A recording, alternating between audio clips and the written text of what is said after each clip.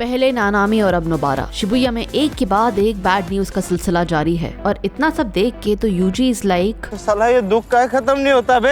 लेकिन क्या नोबारा सच में मर चुकी है या उसका आगे जाकर कमबैक होगा? क्या वो कभी भी साउरी से मिल पाएगी? नोबारा की टेक्निक में आखिर ऐसी क्या खास बात है कि जब उसने माहितो के क्लोन पर अटैक किया तो उसकी मेन बॉडी को भी डैमेज पहुंचा? एंड इफ यू थिंक ऐसा इसलिए है क्योंकि माहितो और उसका क्लोन एक दूसरे से अटैच्ड है, एक दूसरे से कनेक्टेड है, तो आप बिल्कुल गलत हैं। असली रीजन कुछ और है जो आपके होश उड़ा देगा। जानेंगे एपिसोड 19 के इस डिटेल्ड एक्सप्लेनेशन में। एपिसोड की स्टार्टिंग में हम देखते हैं कि नोबारा वेल के बाहर थी, पर शिबुया का करंट स्टेटस पता चलते ही she decides to go inside Shibuya. Akari apparently उसे रोकने की बहुत कोशिश करती है कि नानामी ऑल्सो इंस्ट्रक्टेड कि अंदर नहीं जाओ, अंदर बहुत खतरा है। बट नोबारा अपने लोगों को अकेला नहीं छोड़ सकती थी और मदद करने के लिए अंदर चली ही जाती है। उधर यूजी और माहितो के बीच फाइट कंटिन्यू चल रही होती है, जहां माहितो एज ऑलवेज यूजी के इमोशनल ट्रिगर्स का फायदा उठाते हुए उससे लड़ रहा था। वो बैक टू बैक ह्यूमन से उसके ऊपर अटैक करता और बोलता कि बचा सकते हो तो बचा लो इन लोगों को। बट अनफॉर्चुनेटली यूजी की आंखों के सामने एक एक कर इंसान ट्रांसफिगर्ड ह्यूमंस में कन्वर्ट हो रहे थे। इस मोमेंट यूजी को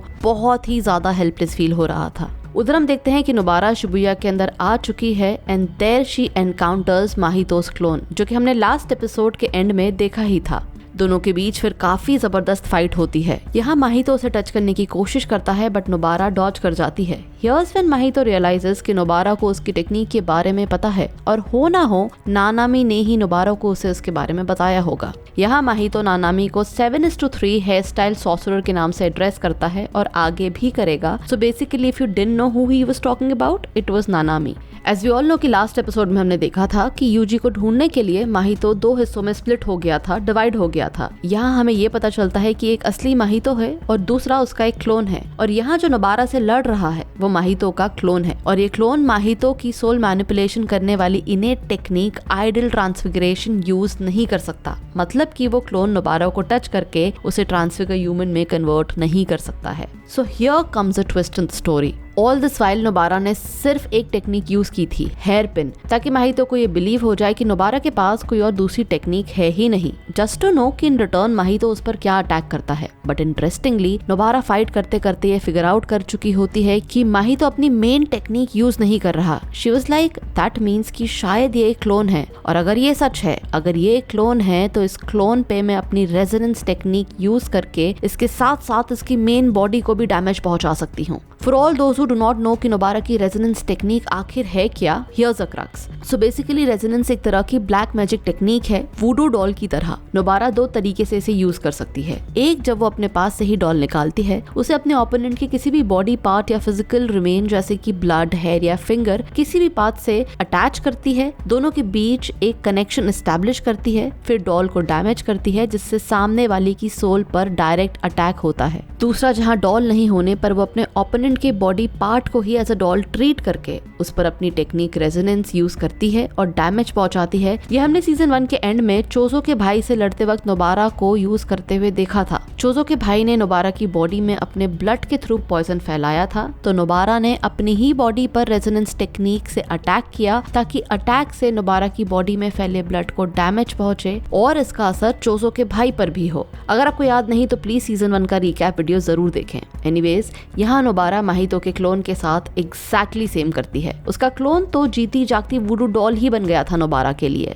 और बस फिर वो माहितो के क्लोन को ऑफ गार्ड कैच करती है और रेजोनेंस से उस पर अटैक करती है। इस सरप्राइज अटैक से वो सिर्फ क्लोन ही नहीं, उसके साथ साथ असली माहितो को भी काफी डैमेज पहुंचा देती है। नोबारा की नेल्स असली माहितो की बॉडी के आर पार निकल जाती है। यूजी नेल्स देखकर ही समझ जाता है कि ये तो नोबारा का काम है, और इस मोमेंट वो बहुत ज्यादा ओवरवेल्म हो जाता है। माहितो नोबारा के अटैक से रिकवर कर पाता उससे पहले ही यूजी बैक टू बैक उस पर अटैक कर उसे कमजोर कर देता है। एक मोमेंट पहले यूजी काफी अकेला और हेल्पलेस फील कर रहा था, और नोबारा के इस अटैक से, उसके शिबुया में प्रेजेंस से ही यूजी एक बार फिर मोटिवेटेड हो जाता है। He was like, thank you Nobara, चाहे मैं किसी को बचा नहीं पाया, चाहे सब मेरी आंखों के सामने मारे गए, पर फिर भी थैंक यू मुझे ये रियलाइज करवाने के लिए कि मैं अकेला नहीं हूँ। और यहाँ हम देखते हैं कि नोबारा को फाइनली ये कंफर्म हो जाता है कि ये असली माहितो नहीं बल्कि उसका क्लोन है। शी वाज लाइक, अच्छा तो तुम क्लोन हो, you can not use soul manipulation against me. जैसे ही माहितो के क्लोन को ये बात पता चलती है, वो नोबारा से लड़ने की जगह वहाँ से भागने लगता है। नोबारा उसे फॉलो करती है और ये सोचती है कि मैं चाहूँ तो इसे छोड़कर सीधे गोजो के पास बेसमेंट नंबर 5 में जा सकती हूँ, पर अगर इसे जिंदा छोड़ दिया तो पता नहीं और कितनी परेशानी खड़ी करेगा।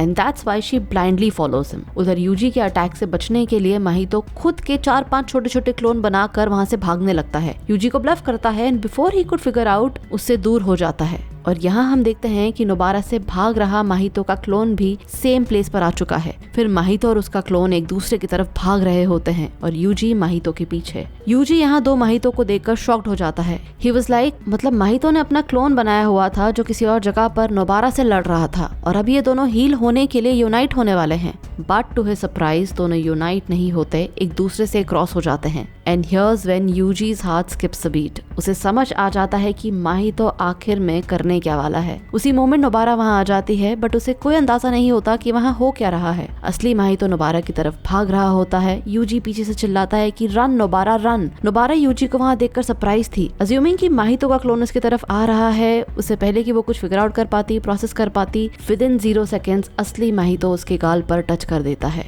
ये देखकर यूजी माहितो के क्लोन को एक पंच में खत्म कर नोबारा की तरफ बढ़ता है, बट नोबारा बस एक स्टैच्यू की तरह फ्रीज हो चुकी थी। उधर माहितो मन में सोचता है, खुश हो रहा होता है कि एक सिंगल क्विक टच से मैं उस नानामी को तो पूरी तरह खत्म नहीं कर पाया था। देखते हैं इसका क्या होता है। और यहाँ हम नोबारा के चाइल्डहुड का एक फ्लैशबैक देखते हैं। It was year 2009। Nobara must have been 6 years old। उसकी दोस्ती क्लास में आई एक नई लड़की फ्यूमी से होती है। फ्यूमी की फैमिली रिसेंटली नोबारा के गांव में शिफ्ट हुई थी। फ्यूमी को अपेरेंटली उसके क्लास के कुछ बच्चे बुली कर रहे होते हैं। नोबारा वहाँ आती है, उसे प्रोटेक्ट करती है, उन बुलीज की जमकर धुलाई करती है। And that's how Fumi and Nobara became close friends. Nobara उसके बाद अक्सर फ्यूमी के घर जाया करती, वहीं रुकती, उसके डैड के साथ वीडियो गेम्स भी खेला करती। नोबारा बचपन में एक टॉम बॉय से कम नहीं थी, fearless brat. She was a cheerful, happy go lucky kid, अपने आप में मस्त रहने वाली एक लड़की, बहुत strong but straight forward. Nobara को उसके गांव के लोग बिल्कुल पसंद नहीं थे। उसे ये लगता था कि यहाँ के लोग एक दूसरे की जिंदगी में काफी दखल अंदाज करते हैं जो उन्हें नहीं करना चाहिए।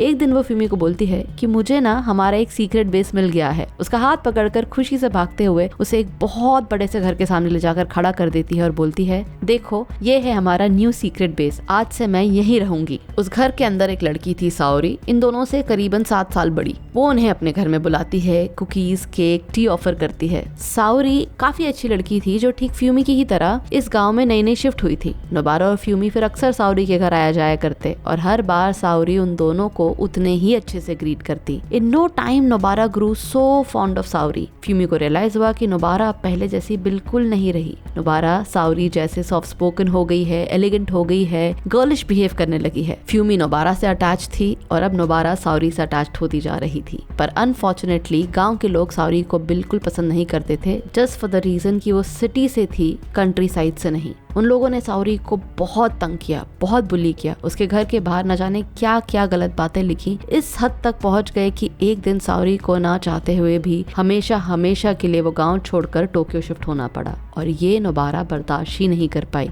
उस दिन फ्यूमी ने नोबारा को पहली बार रोते हुए देखा। वो शॉक थी कि नोबारा जैसी टफ लड़की कभी रो भी सकती है और वो भी इतनी बुरी तरह। कुछ टाइम बाद नोबारा भी अपना गांव छोड़कर चली जाती है, हाई स्कूल करने के लिए टोक्यो शिफ्ट हो जाती है, इस उम्मीद में कि कभी कहीं उससे साओरी मिल जाए। जाने से पहले वो फ्यूमी को प्रॉमिस करती है कि अगली बार जब हम मिलेंगे तो हम तीनों साथ होंगे, तुम, मैं और साओरी। फ्यूमी को नोबारा से बहुत अटैचमेंट हो गया था। एक पल के लिए वो ये भी सोचने लगती है कि नोबारा आज मुझसे दूर जा रही है, पर वो बिल्कुल नहीं रो रही जैसे वो साओरी से दूर होने के वक्त रो रही थी। पर अगले ही पल वो देखती है कि ट्रेन के अंदर नोबारा रो रही थी। बस इस बार वो अपने आंसू छुपाना सीख गई थी। और यहाँ से कहानी प्रेजेंट में शिफ्ट होती है। प्रेजेंट में हम देखते हैं कि साओरी अपने ऑफिस में लेट नाइट काम कर रही है। कोइंसिडेंटली साओरी इस वक्त शिबुया में ही है। साओरी अपनी कलीग से नोबारा के बारे में, फ्यूमी के बारे में बात कर रही होती है कि कैसे दोनों लड़कियां मेरे घर आया करती थी, मुझे इनकी बड़ी बहन की तरह फील हुआ करता था। नोबारा तो मुझे बहुत अडोर करती थी, इनफैक्ट मेरे टोक्यो शिफ्ट होने पर बहुत ज्यादा रोई भी। खैर, अगर अब वो मुझे देखेगी तो शायद बहुत डिसअपॉइंट हो जाए, क्योंकि मैं तो एक ऑर्डिनरी लड़की हूँ जो एक ऑर्डिनरी जॉब करती है।